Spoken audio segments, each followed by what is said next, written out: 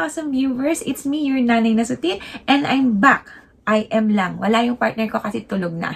Yon. So, ang tagal naming walang upload kasi sobrang naging busy ang nanay na sutil this month kasi start na ng classes ni Bray and maraming problemang dumating kay nanay na sutil. Pero okay lang, kinakaya naman po natin and wala tayong choice kundi kayanin. Yon. And now, we're going to have a reaction video. Kasi before, may mga parents na katulad ko, mga awesome parents din, awesome mommies, na they want me to make a reaction video, reaction vlog regarding sa mga na-experience nila.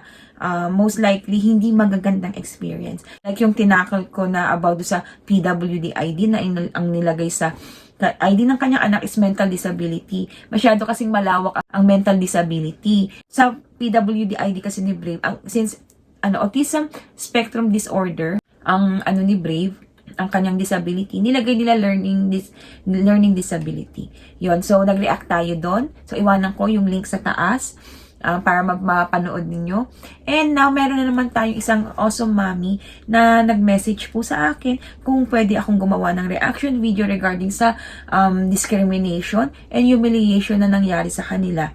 So, yun po guys. Itong tinatakal ko is yung reality na nangyayari sa buhay namin na may mga anak na may kapansanan or special needs. Ito po yung reality ng buhay namin. Madalas po talaga kami nadi-discriminate. Yung anak namin madalas nadi-discriminate and madalas pong na-humiliate. So ito po ang story natin. So yung awesome mommy natin, itago po natin sa name na Mommy R. Si Mommy R has a son who is talented when it comes to online game. Yes, I think he is already in his early teens. And this summer, they have decided to enroll him in a coding camp. Yung mga para sa mga mahilig sa online games like Minecraft, mga ganyan.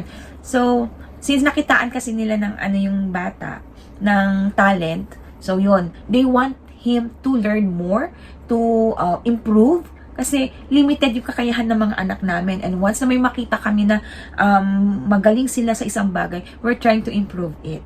Yun. Kasi yun na lang talaga yung yun yung madalas na hinahanap namin sa mga anak naming may special needs. Meron at meron silang talent. So yun guys. So ang nangyari kay Mommy R, so they have enrolled him in a coding camp, but she already gave a heads up sa mga teachers or faculty or management na his son has a condition. So, he has autism. And, syempre, most likely, in-elaborate niya kung ano yung mga behavior na kakaiba sa anak niya. Kasi ganun po kami. Once na ihalo po namin yung anak namin sa mga regular kids, and since we know their behavior, sinasabi namin, like nung si Brave, namak ko po siya dun sa Jollibee summer something, parang merong activity sa Jollibee. Sinabi ko yung condition ni Brave na he can speak well. Yun, hirap siyang makipag-socialize, ganon. And tinanggap naman nila si Brave. Kasi may mga parents din na parang natatakot sila pag nalaman nilang may autism yung bata. So, ganun, pinapaalam po namin para at least ma-inform din yung ibang parents na may makakasamang ganito yung mga anak nila. So, ganun po kami. So, wala na po kaming magagawa kung ano man ang magiging reaction ng mga ibang parents towards sa anak namin. Yun po ang reality ng aming buhay. And, yun naman, okay naman yun sa Jollibee. And, natapos ni Brave with a good result. So, ganun din si Mommy R.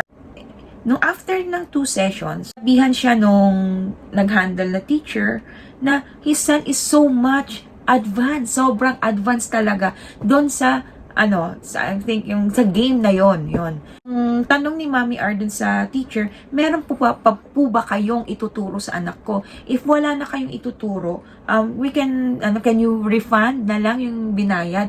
Yun ang parang sinuggest ni Mommy R sa teacher kasi yun nga sobrang advanced daw talaga nung bata.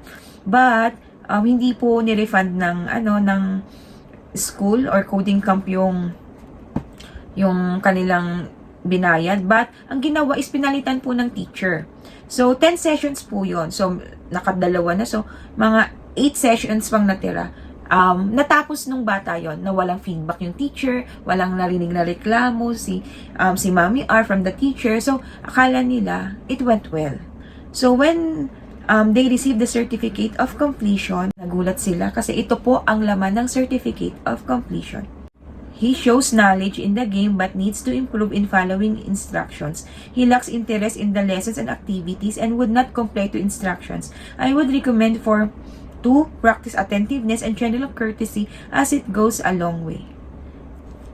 Guys, this is a certificate of completion. This is a proof na you have accomplished something. And madalas yung mga certificate na yan, dinidisplay po natin sa mga wall natin to remind us of a good memory. Ang nangyari po, ginawa po nilang assessment yung certification ng bata, which is nakaka-disappoint, nakakalungkot syempre sa isang magulang na ganyan. Pwede naman nilang kausapin yung magulang every after ng session para mapagsabihan yung bata. Kasi sa mga batang mayroong autism, it doesn't mean na porket hindi sila nakatingin sa'yo and they were looking somewhere you discussing, hindi ibig sabihin na hindi sila nakikinig. Iba lang kasi yung pag-process nila ng mga nasa paligid nila. Yung pagtingin nga ng eye to eye sa ibang tao, minsan irritating sa kanila. Hindi po namin ma-explain din kung bakit ganon ang takbo ng utak nila. But it's complicated po talaga. Hindi po napaprocess ng utak nila na yung courtesy na sinasabi. So, hindi rin kasalanan ng bata na yung parang nagiging impolite sila kasi hindi nila alam, hindi kaya i-process ng utak nila. Pero napagsasabihan po sila. Diniscuss lang sana nung teacher na ganun pala yung nagiging behavior ng bata. At least nagawan ng paraan, hindi na sayang yung binayad na ganun lang, dumaan ng ganun, and they will receive an assessment through a certificate of completion. And ang tanong nga ni Mami R, am I being too sensitive about this? I think not. Sa kahit sinong magulang, kahit magulang ng isang regular na bata, masakit sa kanila yun na pinaglaanan yun ng oras, ng pera, ng effort, yung skills na dapat matutunan ng anak nyo. And then at the end, ganun ang sasabihin nila. And since they were informed na ganun ang kondisyon ng bata, sana nagtanong sila more, or kung hindi nila naintindihan, or sana hindi na lang po nila tinanggap yung bata dun sa camp kung hindi nila kayang i-handle. Diba? Siguro masakit yung rejection na kaya lang mas madali naming matanggap if you're being honest about it. Diba po? Kasi hindi madali sa amin bilang magulang, but we are open-minded. Hindi kami, alam kasi namin yung kakayahan ng mga anak namin, yung mga weakness and strengths nila. Kung i-reject man sila ng isang establishment, ng isang school, dahil sa hindi nila kayang i-handle yung bata, I would really appreciate it rather than pinipilit nila and then at the end, parang walang nangyari. Parang sinayang lang namin yung oras namin, yung effort namin, yung binayad namin. Sa mga tao na hindi nila naiintindihan yung kondisyon ng mga anak namin, we understand. Kami po talaga yung nag-a-adjust sa mundong ito.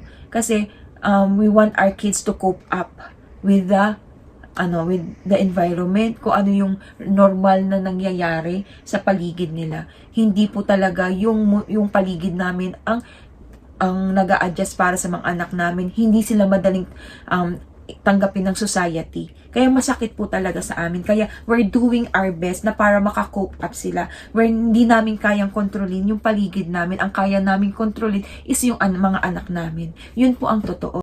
Lahat po ng rejections, humiliations, discriminations, judgment, yan. Hindi namin masisi kung may mga taong natatakot dahil sa kinikilos ng mga anak namin. Kasi nga, they are not aware. Pero sana maging sensitive about it. If you think you don't know anything about it, magtanong or tiko mo na lang yung bibig mo kung wala kang alam. Hindi magsasalita ka ng mga bagay na talaga makakasakit sa amin. Kasi although we already fully accepted our child's condition, every time our child is being judged, masakit. Masakit talaga. So, ang kaya lang namin gawin is iiyak. Kasi hindi naman namin pwedeng ipatulfo na lang kayo agad katulad ng iba. Diba? Kasi we're being open-minded. Yun po talaga ang realidad sa mundo na ginagalawan namin ng mga anak namin. So, to Mami R, siguro nga, masakit, alam ko na sobrang nasaktan ka, kaya mo shinare itong experience mo, is for autism awareness, para mas lalong maintindihan ng tao yung mga pinagdadaanan natin. Pero don't worry, mami, hindi naman lahat ng tao sa paligid natin is ganon.